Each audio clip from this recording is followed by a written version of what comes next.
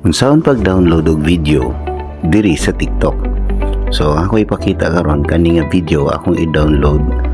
Ingani akong paagi sa pag-download. So i-click na nimo ang more options or kanang tulo ka tuldok sa ubos. Dahil guman nimo klikan na nimo gawas ngani. Kana i-click na copy link. Guman nimo copy link, na mo gawas ngani nga nagpaybalo nga na-copy na nimo ang link. Then mo adto na kasi mo ang Google or sa imong browser, dayon adto ka sa snaptik.app kani.